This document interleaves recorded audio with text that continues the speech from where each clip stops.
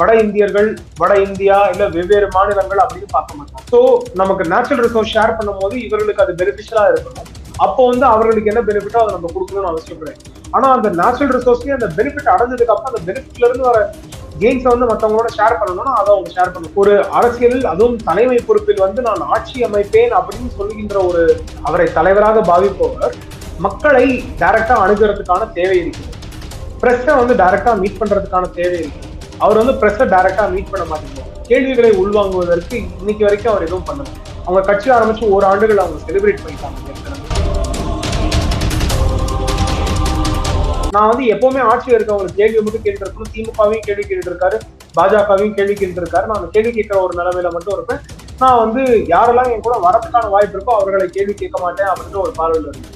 என்னைக்கு அதிமுக வந்து பாஜகவோட கூட்டணி சேர்ந்து விடுவார்கள், அவர்கள் ஒன்றாக சேர்ந்து தேர்தலில் போட்டியிடுவார்கள் தெரிஞ்சவங்க அதிமுகவை வந்து மாத்தி கேள்வி கேட்க ஆரம்பிச்சாங்க.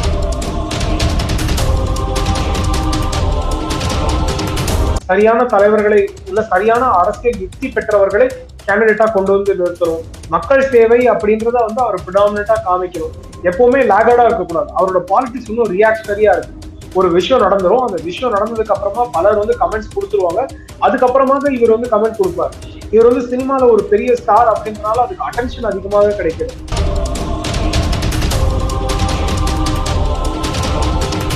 ஏன்னா ஒரு ஆல்டர்னேட்டிவ் தேடுறவர்களுக்கு ஒரு என்டர்டைனர் வந்து யூத்துக்கு அட்ராக்டிவா இருக்காருன்னு வேணா பார்க்கலாமே தவிர டெஃபினட்டா அவங்க வந்து யூத்துக்கு சப்போர்ட்டவோ இல்ல யூத் அப்படின்றதோ இல்ல யூத்தோட ரேட் பண்ணக்கூடியவர்களோ அப்படின்றது டெஃபினட்டா கிடையாது. பள்ளி செல்வதற்கான வாய்ப்பை ஏற்படுத்தி கொடுத்தவர் காமராஜர் அவர்கள்.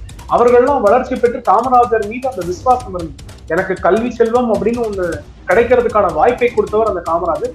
அவரோட வாக்குக்கு வந்து வாக்கு வங்கியாக மாறியவர்கள் அவர்கள் பலர் இருக்காங்க. காங்கிரஸ்க்கு இன்னுமே அந்த லாயலான ஓட்டர்ஸ் பார்த்தோம் அப்படின்னா அந்த 60s வரைக்கும் ஸ்கூல் படிச்சவங்க இன்னைக்கு வரைக்கும் ஓட்டு போட்டு இருப்பாங்க.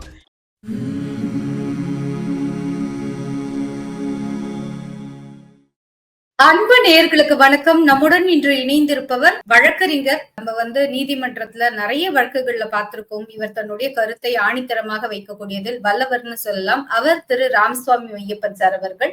சார் வணக்கம் சார். பாரத மண்ணிற்கும் தமிழ் மக்களுக்கும் வணக்கம். ஊடக விவாதங்கள்ல அனல் தெரிக்கும் நேரத்துல தன்னோட கருத்தை ரொம்ப எளிமையாகவும் ஆனா ரொம்ப கரெக்டா பின் பாயிண்டா பேசக்கூடியதில் வல்லவர்னு சொல்லலாம். சார் இன்று வந்து தீர்ப்பை, அதாவது நீதிமன்றம் கொடுத்த தீர்ப்பை சுட்டிக்காட்டி அமைச்சர் 2 பேரையும் அந்த பதவி மாற்றம் செய்திருப்பது பற்றி உங்கள் பார்வை.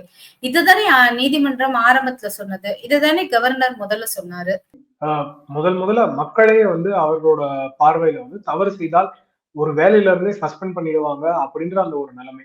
அது வந்து பிரைவேட் எம்ப்ளாய்மெண்டா இருக்கலாம், இல்ல கவர்மெண்ட் எம்ப்ளாய்மெண்டா இருக்கலாம். குற்றம் செய்தவர் அப்படின்னா அந்த ஒரு சஸ்பென்ஷன்ல தான் ஆரம்பிக்கும். என்கொயரியே சஸ்பென்ஷனுக்கு அப்புறம் தான். ஸோ அந்த மாதிரி ஒரு சூழ்நிலை வந்து ஒரு சாதாரண மனிதனுக்கு இருக்கும்போது இந்த மாதிரி ஒரு மக்களால் தேர்ந்தெடுக்கப்பட்டவர் மக்களின் பேரால் அரசியலமைப்பு சட்டத்தின் மீது இதென சத்திய பிரமாணம் எடுத்துக்கொண்டவர் அவர் வந்து கண்டினியூ பண்ணலாமா இல்லையா அப்படின்ற அந்த ஒரு கேள்வி இருந்தது. இது இல்லாம ஒரு என்கொயரி ப்ராசஸ்ல ஒருத்தர் வந்து எந்த அளவுக்கு ஃப்ரீயா ஃபேரா நடத்த விட முடியும் அப்படின்ற கேள்வி எப்பவுமே இருந்தது. இந்த கேள்விகளை பல காலமாக பல அரசியல் தலைவர்கள் மட்டும் இல்லாம பொதுமக்கள் முதற்கொண்டு வைத்திருந்தார்கள். முதலாக வாய்ப்பு கிடைக்கும் போது ஆளுநர் அவர்களும் அதை வந்து சரியாக கேட்டிருந்தாங்க. இவருக்கு இவர் பதவியில இருக்கிறது தவறுன்னு முதல்ல சொல்லியிருந்தார். அப்புறம் திரும்பி இவருக்கு பதவி பிரமாணம் செய்து வைக்கணுமா இல்லையா அப்படின்னு பொன்முடிக்கும் சரி, செந்தில் பாலாஜி அவர்களுக்கும் சரி, இருவருக்குமே வந்து ஆளுநர் அவர்கள் கேள்வி கேட்டிருந்தார். இன்னைக்கு நீதிமன்றமும் அதே கேள்வியை தான் கேட்டிருக்கு. இது புதிதாக ஒரு கேள்வி கிடையாது. நான் ஜென்ரலா ஒண்ணு சொல்லுவேன், டிஎம்கே வந்து ஒரு hypocritical party, double stand party அப்படின்னு நிறைய விவாதங்கள் நான் கூறிக்கொண்டே வருகிறேன். என்ன காரணம் அப்படின்னா ஒண்ணும் இல்லை. அன்பழகன் அவர்கள் வந்து ஜெயலலிதா அவர்கள் இங்க வந்து முதலமைச்சராக இருந்தால் அப்ப வந்து என்கொயரி ப்ராசஸ வந்து இம்பீட் பண்ணுவாங்க, சாட்சிகள் வரமாட்டாங்க, சரியான வழக்கு விசாரணை நடக்காது அப்படின்னு அன்பழகன் அவர்கள் திமுகவின் சார்பில் வழக்கு தொடுத்திருந்தார். ஆனா அதே இதை வந்து இன்னைக்கு அவர்கள் சார்ந்தவர்களுக்கு அவங்க வந்து அந்த டபுள் ஸ்டாண்டர்டா பார்க்கல. செந்தில் பாலாஜி அவர்களும் பொன்முடி அவர்களும் இல்ல துரைமுருகன் அவர்களும் கண்டினியூ பண்ணலாம் ஆபீஸ்ல அப்படின்றதுதான் இன்னைக்கு திமுகவின் நோக்கமாக இருக்கிறது. அதிலும் மிக மோசமாக பொன்முடி அவர்களும் செந்தில் பாலாஜி அவர்களும் வந்து நீதிமன்றங்களே அவர்களை பற்றி மிக ஸ்பெசிபிக்கான அலிகேஷன்ஸ் வைக்கும் போது ஒன்று, இரண்டாவது பொன்முடி கன்விக்டும் ஆனதுக்கு அப்புறமா கூட ஸ்டே ஆஃப் சென்டென்ஸ் அப்படின்னு இதுக்காக ஸ்பெசிபிக்கா வாங்கி அதற்கு அப்புறமாக அவரை வந்து பதவி ஏற்க வைக்கிறார்கள். அந்த மாதிரி ஒரு சூழ்நிலையில தான் இன்னைக்கு திமுக அரசு இருக்கு. எந்த அளவுக்கு மோசம் அப்படின்னு பார்த்தோம்னா, திமுகவே அவர்கள் அரசியல் கட்சியையும் அவர்கள் தொண்டர்களையும் அவ்வளவு மோசமாக நினைக்கிறாங்க அப்படின்னு பார்க்க வேண்டிய தேவை இருக்கிறது. அவ்வளவு பெரிய கட்சி, எங்களுக்கு 1.5 கோடி தொண்டர்கள் இருக்கிறார்கள் அப்படின்னு அவர்கள் வந்து மார்த்தட்டி கொள்கிறார்கள். அப்படின்னா அந்த 1.5 கோடி தொண்டர்களிலோ இல்ல அவர்கள் தேர்ந்தெடுக்கப்பட்ட அத்தனை சட்டசபை உறுப்பினர்கள் இருவர் கூட தேர்ந்தவர்களாக இல்லை, அவர்கள் மந்திரி சபையில் பொறுப்பு வைக்க அப்படின்ற மாதிரி ஒரு அரசியல் கட்சியாக தான் திமுகவை நம்ம பார்க்க வேண்டுமா அப்படின்ற ஒரு பார்வை. அது ஒன்று. இரண்டாவது விஷயம், நம்ம வந்து ஏற்கனவே அவங்களோட டபுள் ஸ்டாண்டர்ட பேசணும். இந்த டபுள் ஸ்டாண்டர்ட்ல இன்னொரு ஒரு விஷயமும் இருக்கு. என்ன அப்படின்னா, அவர்கள் நீதிமன்றத்தை ஆதரிப்பதும் நீதிமன்றத்தை தூற்றுவதும் எப்போது அப்படின்னு. அவர்கள் வந்து செய்த வழக்கில் ஏதாவது ஒரு நல்ல தீர்ப்பு வந்துவிட்டால் அந்த நீதிமன்றத்தை ஆதரிப்பது, நீதிபதிகளை ஆதரிப்பது, இல்லாட்டி நீதிமன்றத்தையும் நீதிபதிகளையும் தூற்றுவது. இது அவர்களோட எப்பவுமே இருக்கிற ஒரு பொசிஷனாக இருக்கு. ஒரு நியூட்ரலான இன்ஸ்டிடியூஷன், கடைநிலை மனிதன் எப்பவுமே அவன் வந்து நீதியை நாடி செல்லும் ஒரு இன்ஸ்டிடியூஷனா இருக்கிறது நீதிமன்றம். அப்ப அந்த நீதிமன்றத்தை வந்து இவ்வாறு ஒரு பொலிட்டிக்கல் கலர் கொடுத்து அங்க இருக்க நபர்களுக்கு ஒரு ஃப்ரேம் ஒர்க் கொடுத்து அவர்களுக்கு ஒரு ஐடியாலஜி, ஒரு டிஸ்பரேஜ்மெண்ட் அப்படின்றத செய்யறது வந்து திமுகவின் அன்றாட வேலையாக இருக்கிறது. இந்த மாதிரி பார்வைகளை திமுக மாற்ற வேண்டிய அவசியம் இருக்கிறது. அது ஒரு ரெஸ்பான்சிபிள் எலக்ட்ரல் பார்ட்டியா இருக்க வேண்டும். ஏன்னா அவர்கள் வந்து ஒரு அங்கீகாரம் பெற்ற ஒரு அரசியல் கட்சியாக இருக்கிறார்கள். மக்கள் பிரதிநிதிகள் அவர்களை தேர்ந்தெடுத்த பிரதிநிதிகள் இருக்காங்க. அப்படின்ற போது அந்த ரெஸ்பான்சிபிலிட்டியோட நடந்துக்க வேண்டிய அவசியம் இருக்கிறது. அவர்கள் இந்த டெமோக்ரஸின்னு மட்டும் இல்ல, ஃப்ரீ ஸ்பீச்சுக்குமே அகேன்ஸ்டான ஆட்கள். அப்ப இதை எப்படி எக்ஸ்பெக்ட் பண்ண முடியும் அப்படின்ற ஒரு பார்வை இருக்கிறது. நீங்க பேசும்போது நிறைய இடத்துல டபுள் ஸ்டாண்ட் பார்ட்டின்னு சொன்னீங்க. அந்த மாதிரி எந்தெந்த விஷயத்துல எல்லாம் டபுள் ஸ்டாண்ட் எடுத்திருக்காங்க? உங்களால லிஸ்ட் அவுட் கொடுக்க முடியுமா சார்? எல்லா அரசியல் கட்சிகளும் நான் இன்னைக்கு இருக்க விவாதத்துக்குன்னு அந்த டேட்டா எடுத்து வச்சுக்கல. ஆனா ஸ்ட்ரெயிட் ஃபார்வர்டா நம்ம பார்க்கணும் அப்படின்னா, நம்ம சிம்பிளா நம்ம ஆளுநர் விஷயத்துல இருந்து ஆரம்பிக்கலாம். ஆளுநரை மாற்ற வேண்டும், இந்த ஆளுநர் வந்து சரியில்லாத ஆளுநர் அப்படின்லாம் அவங்க சொன்னாங்க. ஆனா ஆளுநரோட ரோல் என்ன அப்படின்னு பிக்ஸ் பண்ணக்கூடிய ஒரு வாய்ப்பு இருந்த கட்சியாக இந்த கட்சி வந்து ஆட்சியில் 18 ஆண்டுகள் தொடர்ந்து இருந்திருக்கிறாங்க மத்தியில். அந்த 18 ஆண்டுகள் இல்லாம இவங்க ஆட்சியில் இருந்த போது 3 கமிஷன்கள் இருந்திருக்கு மத்தியில. இவர்கள் தனியாக ஏற்கனவே ஒரு கமிஷன் அமைச்சிருக்காங்க, இப்ப மறுபடியும் இன்னொரு கமிஷன் அமைச்சிருக்காங்க. சோ இந்த கமிஷனோட ரிப்போர்ட்ஸ்க்கெல்லாம் எஃபெக்ட் கொடுக்கறதுக்காக இவங்க எந்த வேலையும் செய்யல.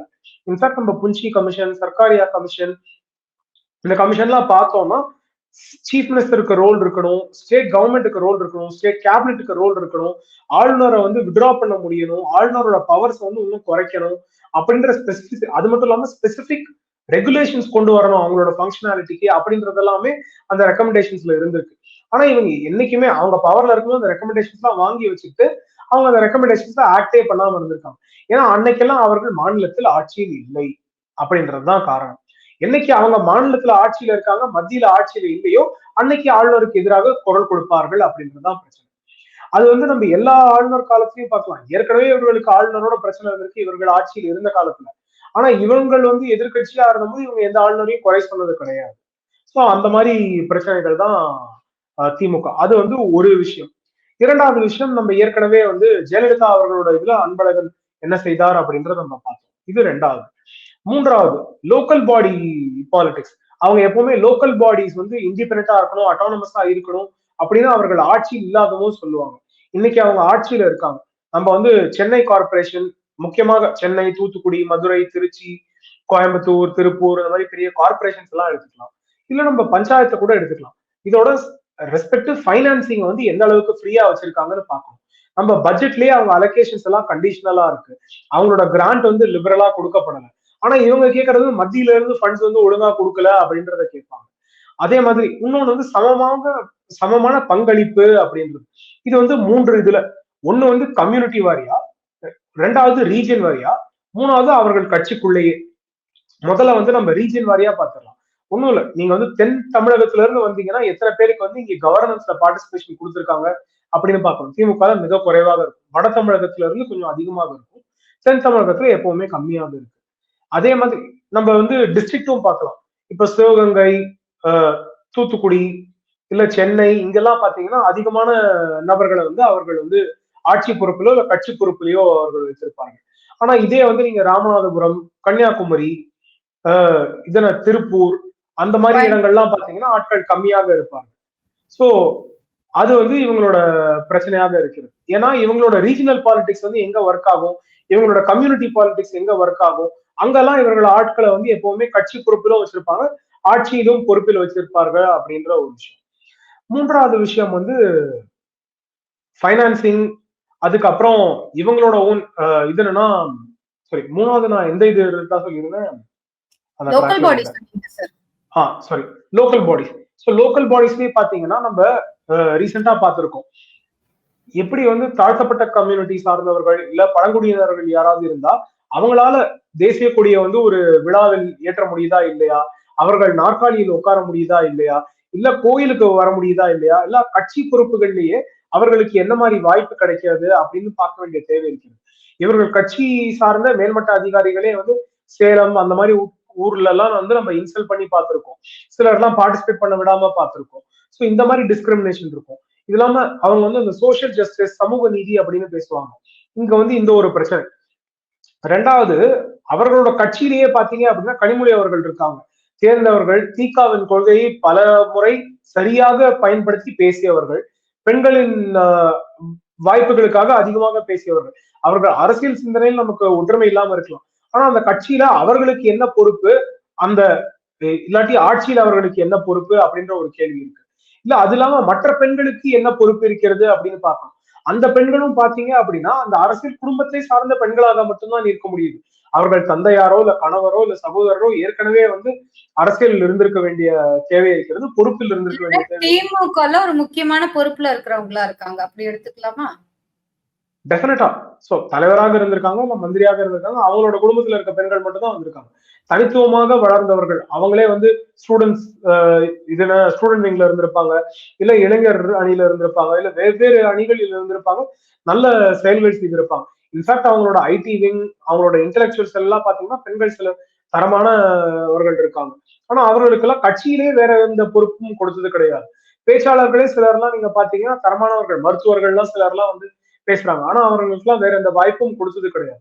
திமுக எப்பவுமே வெளியில ஒரு பேச்சு, கட்சிக்குள்ள ஒரு பேச்சு அப்படின்ற இந்த இது. அப்புறம் ரொம்ப முக்கியமான விஷயம் திமுக பொறுத்த வரைக்கும் கரப்ஷன். கரப்ஷன் வந்து யாரு செய்தாலும் அது வந்து குற்றம் அப்படின்னு வந்து ஒரு பார்வை இருக்க வேண்டிய அவசியம் காமன் மேனுக்கே இருக்கணும். ஆனா திமுக அந்த பார்வையே கிடையாது. சோ கரப்ஷன் வந்து ஒரு தவறு அப்படின்ற ஒரு பார்வை இல்லாம பார்ப்பாங்க. அதை வந்து எப்படி வந்து ரொம்ப சிம்பிளா அணுகுவாங்கன்னா, மற்றவர்களை வந்து குறை சொல்லும் போது இவர்களோட பிரச்சனை என்ன அப்படின்னு பார்க்க மாட்டாங்க. இன்னைக்கு தமிழ்நாட்டுல ஒவ்வொரு ப்ராஜெக்டும் என்ன மாதிரி ஒரு சூழ்நிலை இருக்கு, சின்னதாக ஒரு டெண்டர் வருது அப்படின்னா அந்த டெண்டர்ல என்ன பிரச்சனை இருக்கு, இல்ல ஒரு கமர்ஷியலான லார்ஜ் ஸ்கேல் இன்வெஸ்ட்மெண்ட்டை கொண்டு வரணும், ஃபாரின் இன்வெஸ்ட்மெண்ட் கொண்டு வரணும்னா அது எதனால பாதிக்கப்படுது, இந்த மாதிரி கேள்விகளுக்கு எல்லாம் அவர்கள் வந்து பதில் சொல்வதற்கு தயாராகவே இருக்க மாட்டாங்க. அது நார்மல் மார்க்கெட் ஸ்டாண்டர்டோட ஏன் எப்பவுமே அதிகமாக இருக்கு, கவர்மெண்ட் எக்ஸ்சேக்கருக்கோ இல்ல பொதுமக்களுக்கோ அதோட செலவு ஏன் அதிகமா இருக்கு அப்படின்னா அதற்கான கேள்விகளுக்கும் அவர்களுக்கு பதில் கிடையாது. இன்னொரு முக்கியமான ரெண்டாவது அடுத்த டபுள் ஸ்டாண்டர்ட் என்னன்னா இவங்களோட பாலிசி மெஷர்ஸ். இது வட இந்தியா, தென்னிந்தியா, இல்ல தமிழ்நாடு, மற்ற மாநிலங்கள் அப்படின்ற அந்த பிரித்து பார்க்கும் பார்வை. அவர்கள் வந்து பிரிவினை பேசுவாங்க அப்படின்னு கூட நான் அரசியல் காரணமா சொல்ல மாட்டேன். ஆனா எங்க பிரச்சனைனா இவங்க பெனிஃபிட் எடுக்கும் போது அவர்கள்லாம் வந்து வட இந்தியர்கள், வட இந்தியா இல்ல வெவ்வேறு மாநிலங்கள் அப்படின்னு பார்க்க மாட்டாங்க. சோ நமக்கு நேச்சுரல் ரிசோர்ஸ் ஷேர் பண்ணும் போது இவர்களுக்கு அது பெனிஃபிஷியலா இருக்கணும். அப்போ வந்து அவர்களுக்கு என்ன பெனிஃபிட்டோ அதை நம்ம கொடுக்கணும்னு அவசியம் கிடையாது. ஆனா அந்த நேச்சுரல் ரிசோர்ஸ்லயே அந்த பெனிஃபிட் அடைஞ்சதுக்கு அப்புறம் அந்த பெனிஃபிட்ல இருந்து வர கெயின்ஸ் வந்து மத்தவங்களோட ஷேர் பண்ணணும்னா அதை அவங்க ஷேர் பண்ண முடியாது.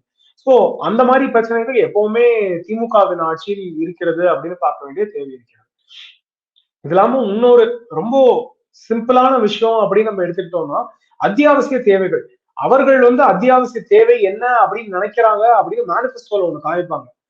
அது வந்து இது என்ன, ஆனா இம்ப்ளிமெண்டேஷன்ல என்னவா மாறிடும்னா அந்த அத்தியாவசிய தேவைகள் வந்து டாஸ்மாகோட சப்ளை, டாஸ்மாகோட ரெவென்யூ, அதே மாதிரி ரெஜிஸ்ட்ரேஷன் ரெவென்யூ டிபார்ட்மெண்டோட இன்கம். சோ இதெல்லாம் தான் அவங்களுக்கு அத்தியாவசியமாக தெரிகிறதே தவிர மாணவரின் கல்வி, அதுலயும் தாழ்த்தப்பட்டவர் பழங்குடியினர்களுக்கோட கல்வி வாய்ப்புகள், அதற்கப்புறம் குடிநீர், சுகாதாரம், உணவு, ஹெல்த், இதெல்லாம் அவங்களோட பிரைமரி எலிமெண்ட்ஸா தெரியாது. கமர்ஷியல் எஸ்டாப்ளிஷ்மெண்ட்ஸ் இதெல்லாம் அவர்களுக்கு பிரைமரியா தெரியும். அதை மட்டும் அவர்கள் வந்து அச்சீவ்மெண்டா பேசுறதுக்கு ட்ரை பண்ணுவாங்க அப்படின்றதுதான் அவங்களுக்கு. 2026 கிட்டத்தட்ட களம் உறுதியாகிவிட்டதுன்னே சொல்லலாம். 4 முனை போட்டி ஆஸ் ஆஃப் நவ் இருக்கு. இந்த 4 முனை போட்டியில வந்து புதிதா ஒரு என்ட்ரி இருக்காரு தாவேகாவின் தலைவர் விஜய். அதாவது தேர்தலையே சந்திக்காம தான் ஃபர்ஸ்ட் ஸ்டெப் எடுத்து வைக்க போறாரு. அவருடைய என்ட்ரி எப்படி பாக்குறீங்க? இந்த மாதிரி புதிதாக வருபவர்கள் ஆரோக்கியமானவர்களா? இல்ல இன்னும் கொஞ்சம் தேர்ந்து வரலாம். இவருக்கும் ஒரு அஜெண்டா இருக்கு அப்படின்னு ஃபீல் பண்றீங்களா சார்? ஜென்ரலா புதிதாக யார் அரசியலுக்கு வந்தாலும் நல்ல விஷயம் தான். அரசியல்ல பார்ட்டிசிபேஷன் வந்து வாக்களிக்கிறதா இருக்கலாம், இல்ல விவாதமாக இருக்கலாம், இல்ல பங்கேற்பதாக இருக்கலாம். எல்லாமே வந்து வெல்கம் ஸ்டெப். அது வந்து ஒரு டெமோக்ரஸியோட ஸ்ட்ரென்த்தை காமிக்கிறது. அதனால புதிதாக எத்தனை பேர் வந்தாலும் அது நல்ல விஷயம், வரவேற்கத்தக்க விஷயம். அது ஒன்று. இரண்டாவது, யாருமே வரும்போது மக்களுக்கு நல்லது செய்யணும் அப்படின்ற எண்ணத்துடன் தான் முதல் பார்வை ஆரம்பிக்கிறது அப்படின்னு தான் பார்க்க வேண்டும். இது வந்து எனக்கு சின்ன வயசுல இருந்து ஒரு எக்ஸாம்பிள் வந்து சொல்லி நான் பார்த்திருக்கேன். லல்லு பிரசாத் யாதவ் அவர்கள் மாதிரியான ஒரு பொசிஷன். அவர் ஆரம்பிச்ச காலத்துல அவர் வந்து ஜெயபிரகாஷ் நாராயணோட ப்ளூ ஐடு பாய். ஜெயபிரகாஷ் நாராயண் வந்து இந்தியாவோட ஹிஸ்டரியில வந்து ஒரு இம்பார்ட்டன்ட் ஃபேக்டர். இந்திரா காந்தி வந்து அவங்களோட பிரைம்ல பீக்ல இருந்தவும் அவர்கள் செய்த தவறுகளை குற்றம் என்ன என்று கேள்வி கேட்டவர் அவர் சுட்டிக்காட்டி, அதற்கப்புறமா தேர்தல் வெற்றியும் வந்து ஒற்றுமையாக வந்து அனைத்து கட்சிகளையும் கொண்டு வந்து காமிச்ச ஒரு தலைவர். அவர் வந்து ஒருத்தர் ப்ளூ ஐட் பாய் அப்படின்னு பார்த்திருக்காரு. டெஃபினட்டா அன்னைக்கு வந்து செலிப்ரேட் பண்ணக்கூடிய ஒரு ஆளா தான் லல்லு பிரசாத் யாதவ் இருந்திருக்காரு. ரொம்ப மாடஸ்டான பிகினிங்ஸ்ல இருந்து ஆரம்பிச்சிருக்காரு. ஆனா அதற்கப்புறமாக அவரே வந்து கரப்ட் அப்படின்னு உச்சநீதிமன்றம் வரைக்கும் கன்ஃபார்ம் ஆகி அவர் தண்டனையும் அனுபவித்தார். ஸோ அந்த மாதிரி ஒரு டிரான்சிஷன் இருந்திருக்கு. இன்டென்ஷன் வந்து என்ன அப்படின்றது ஸ்டார்டிங்லயும் அந்த இன்டென்ஷன் மாறாம எப்பவுமே மக்களுக்காக செயல்படுகிறார்களா அப்படின்றது. அதுல விஜய் மீது எனக்கு வந்து வரவேற்றாலும் எனக்கு அதீத நம்பிக்கை கிடையாது. ஏன் அப்படின்னா, ஒரு அரசியலில் அதுவும் தலைமை பொறுப்பில் வந்து நான் ஆட்சி அமைப்பேன் அப்படின்னு சொல்லுகின்ற ஒரு தலைவராக என் அவரை தலைவராக பாவிப்பவர் மக்களை டைரக்டா அணுகிறதுக்கான தேவை இருக்கிறது. பிரஸ்ஸ வந்து டைரக்டா மீட் பண்றதுக்கான தேவை இருக்கு. அவர் வந்து பிரஸ்ஸ டைரக்டா மீட் பண்ண மாட்டேங்கிறார். கேள்விகளை உள்வாங்குவதற்கு இன்னைக்கு வரைக்கும் அவர் எதுவும் பண்ணல. அவங்க கட்சி ஆரம்பிச்சு ஓராண்டுகள் அவங்க செலிப்ரேட் பண்ணிட்டாங்க ஏற்கனவே. அப்படின்ற போது அவர் பிரஸ் எத்தனை வாட்டி இண்டிபெண்டா மீட் பண்ணியிருக்காரு, மக்கள்கிட்ட இருந்து டைரக்டா எவ்வளவு கொஸ்டின்ஸ் எடுத்திருக்காரு அப்படின்ற ஒரு பிரச்சனை. ரெண்டாவது அவர் கொள்கையில் பிரச்சனை. அவர் கொள்கையில என்ன பிரச்சனை அப்படின்னா, நான் வந்து எப்பவுமே ஆட்சியில் இருக்கவங்களுக்கு கேள்வி மட்டும் கேட்டு இருக்கணும். திமுகவையும் கேள்வி கேட்டு இருக்காரு, பாஜகவையும் கேள்வி கேட்டு இருக்காரு. நான் அந்த கேள்வி கேட்கிற ஒரு நிலைமையில மட்டும் இருப்பேன். நான் வந்து யாரெல்லாம் என் கூட வரதுக்கான வாய்ப்பு இருக்கோ அவர்களை கேள்வி கேட்க மாட்டேன் அப்படின்ற ஒரு பார்வையில இருந்தேன். என்னைக்கு அதிமுக வந்து பாஜகவோட கூட்டணி சேர்ந்து விடுவார்கள், அவர்கள் ஒன்றாக சேர்ந்து தேர்தலில் போட்டியிடுவார்கள் தெரிஞ்சவொன்னு அதிமுக வந்து மாத்தி கேள்வி கேட்க ஆரம்பிச்சார். அவரோட ஸ்டாண்ட் மாறிடுது. ஸோ அப்போ ஆப்பர்ச்சுனிட்டிசம் வந்து இன்னும் அதிகமா இருக்கு. அது வந்து எலக்ட்ரல் பாலிடிக்ஸ்ல பாசிபிள். ஆனா ஐடியாலஜி என்னன்னு செட் பண்ணாம வெறும் ஆப்பர்ச்சுனிசம் மட்டும் வச்சுட்டு வரீங்க அப்படின்னா அது கமலஹாசன் மாதிரி பிரச்சனை. இல்லைன்னா கிளாரிட்டியே கிடையாது. நீங்க வரீங்க, வந்துட்டு எங்கெங்கெல்லாம் வாய்ப்பு கிடைக்குதோ அந்த வாய்ப்பை அணுகி போறீங்க.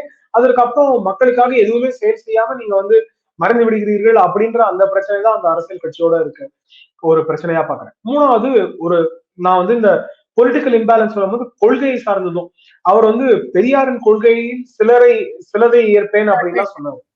அது வந்து எவ்வாறு உங்களால முடியும் அப்படின்னு. ஏன்னா ஒருத்தரோட ஐடியாலஜி வந்து அவ்வளவு பவுண்டா வந்து எப்பவுமே ஒரு anti people, anti religion, anti common man சென்டிமெண்டா இருக்கும்போது நீங்க சிறுபான்மையினை தவறாக பேசியவர், இல்ல அரசியல் கட்சிகளை சிலதை தவறாக பாவித்தவர், பின்னர் அவர்களோடய கூட்டு சேர்ந்தவர், அந்த மாதிரி வந்து ஒரு செக்கர்டு ஒரு புவர் ஹிஸ்டரி இருக்கிற அவரை வந்து நான் வந்து என்னோட லீடரா பார்ப்பேன். ஆனா நான் அவர்ல இருந்து செலக்டிவா எடுத்துப்பேன் அப்படின்னா நீங்க ஒரு கான்ட்ரரி பொசிஷனை நீங்களே உள்ளுக்குள்ள வகுத்துக்கிறீங்களோ அப்படின்ற ஒரு பிரச்சனை இருக்கு. இது இல்லாம நான் வந்து ஒரு சமமான ஒரு அரசியல் நடத்துவேன், ஒரு செக்குலர் பாலிடிக்ஸ நடத்துவேன் அப்படின்னா நீங்க எந்த ஒரு மதத்தையுமே வந்து நீங்க சார்ந்து இருக்க முடியாது. ஆனா இங்க சில இடத்துல நீங்க வந்து சிறுபான்மையினரை சப்போர்ட் பண்ற மாதிரி காமிச்சிட்டு அப்புறம் நான் செக்குலரா இருப்பேன் அப்படின்னா அது ட்ரூ செக்குலரிசம் கிடையாது. நீங்க எந்த மதத்தையுமே சாராதவர், அனைத்து மக்களுக்குமே செயல்பட போறீங்க அப்படின்னா நீங்க ட்ரூலி செக்குலர். சோ அந்த மாதிரி அவருக்கு வந்து ஒரு கான்ட்ரடிக்ஷன் இன்டர்னலாவே இருக்கு அப்படின்ற அந்த ஒரு பிரச்சனை இருக்கு. சோ அதனால அவர் வந்து ஒரு ரியலிஸ்டிக் ட்ரூ பாலிட்டிஷியனா பாக்குறது வந்து கஷ்டமாக தான் இருக்கிறது. சோ அதனால மக்களுக்கு என்ன பெனிஃபிட் வரும் அப்படின்றது ஒரு சந்தேகம். ஆனா அனலிட்டிக்கலா பார்க்கும்போது யங்கர் ஆடியன்ஸோட எப்பவுமே ஒரு ஆல்டர்னேட்டிவ் தேடிட்டு இருக்காங்க. சோ தமிழ்நாட்டை பொறுத்த வரைக்கும் அஇஅதிமுகவை சார்ந்த கூட்டணி, இல்ல திமுகவை சார்ந்த கூட்டணி, இல்ல எப்பவுமே ஏதாவது ஒரு மூணாவது ஃப்ரண்ட், ஆனா அந்த அளவுக்கு சேம் ஃபோர்ஸ் இல்லாத ஒரு தேர்ட் ஃப்ரண்டா பார்த்திருக்காங்க. இன்னைக்கு விஜய் வந்து ஒரு சப்ஸ்டான்சியல் கான்பிடன்ஸோட பார்க்க முடியுது. விஜயகாந்த் வந்து அவரோட ஃபர்ஸ்ட் எலெக்ஷனுக்கு அப்புறமா ரெண்டாவது எலெக்ஷன்ல என்ன பார்த்தாங்களோ இன்னைக்கு வந்து விஜய் வந்து அந்த ஒரு கான்பிடன்ஸோட இளைய தலைமுறை வந்து பார்க்க முடியுது. அதனால அவருக்கு அந்த ஒரு 8% ஓட் வந்து ஒரு ஈஸியா சர்டனிட்டியோட இன்னைக்கு இருக்கு. சோ ஏன்னா நான் அன்டிசைடட் ஒரு தேர்ட் ஆப்ஷன் நான் தேடிட்டு இருக்கேன். அந்த தேர்ட் ஆப்ஷனாக விஜய் வந்து டெஃபினட்டா இருக்கார். ஆனா அதை தாண்டி விஜய் வந்து இன்னும் அதிகமான வாக்குகள் சேர்க்கணும் அப்படின்னா அவர் அவரோட பாலிசியில கிளாரிட்டி கொண்டு வரணும். சரியான தலைவர்களை இல்ல சரியான அரசியல் யுக்தி பெற்றவர்களை கேண்டிடேட்டா கொண்டு வந்து நிறுத்தணும். மக்கள் சேவை அப்படின்றத வந்து அவர் பிரிடாமினண்டா காமிக்கணும். எப்பவுமே லேகர்டா இருக்கக்கூடாது. அவரோட பாலிடிக்ஸ் இன்னும் ரியாக்ஷனரியா இருக்கு. ஒரு விஷயம் நடந்துரும். அந்த விஷயம் நடந்ததுக்கு அப்புறமா பலர் வந்து கமெண்ட்ஸ் கொடுத்துருவாங்க. அதுக்கப்புறமாக இவர் வந்து கமெண்ட் கொடுப்பார். இவர் வந்து சினிமால ஒரு பெரிய ஸ்டார் அப்படின்றனால அதுக்கு அட்டென்ஷன் அதிகமாக கிடைக்கிறது. சோ அந்த அட்டென்ஷனை வந்து வெறும் மக்கள் ஏற்றுக்கொள்வார்கள் அப்படின்ற நம்பிக்கை கிடையாது ஒன்று. அப்படியே மக்கள் ஏற்றுக்கொண்டாலும் இது வந்து அவரோட உண்மைத்தன்மை இது வந்து என்ன அப்படின்னு காமிக்குது. அதனால இவரை முழுமையாக நம்ப முடியாது அப்படின்ற ஒரு காஷன் இருக்க வேண்டிய அவசியம் இருக்குன்னு பாக்குறேன். சார், இந்த யங்கர் ஜெனரேஷன் நியூ வோட்டர்ஸ் அப்படிங்கிற ஒரு வார்த்தையை வந்து நீங்க பேசுனீங்க விஜய் பற்றி பேசும்போது. ஸோ களம் வந்து கிட்டத்தட்ட கொஞ்சம் கொஞ்சமா மாறிட்டு இருக்கு. லாஸ்ட் எலெக்ஷன்ல இருந்தே நியூ வோட்டர்ஸோட அந்த ஒரு ஒரு குவியறதுன்னு சொல்லுவாங்க இல்லையா, வருது நியூ வோட்டர்ஸ் வராங்கங்கிறது அதிகமாயிட்டு இருக்கு நம்ம பார்க்கிறோம். அப்படி இருக்கும் நேரத்துல ஒரு பக்கம் திமுகவில் இருந்து உதயநிதி ஸ்டாலினை முன்னிலைப்படுத்தி இன்னைக்கு துணை முதலமைச்சர் ஆயிட்டாரு. அவரை முன்னிலைப்படுத்தி ஒரு அரசியல் நடத்திட்டு இருக்காங்க. இந்த பக்கம் யங்கர்ஸ்க்கு வந்து ஆல்ரெடி தம்பிகள் அப்படின்னு சொல்லிட்டு நாத்தாக்காவினுடைய சீமான் வந்து ஒரு மாதிரி ஒரு யங்கர் ஜெனரேஷன் வாக்குகளை தென் தமிழகத்துல எல்லாம் பாத்தீங்கன்னா அவர் வாங்குறாரு. கன்னியாகுமரி, நாகர்கோயில் அந்த ஏரியால எல்லாம். இப்போ இந்த இடத்துல விஜய் ஒரு என்ட்ரி, அவருமே ஒரு யூத் தான்.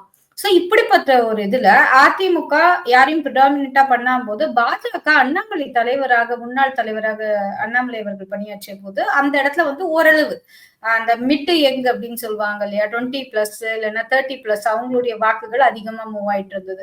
ஆனா இந்த இடத்துல திரும்பியும் பழையபடி புதிய தலைவராக இவர்கள் வந்து நயினார் அவர்களை கொண்டு வந்த பிறகு அந்த யங்கர் ஜெனரேஷன் ஓட்ஸ் வந்து திரும்பியும் ஸ்பிளிட் ஆகாதா சார்? அப்ப பாஜக ஒரு தவறான மூவ் எடுக்கலையா?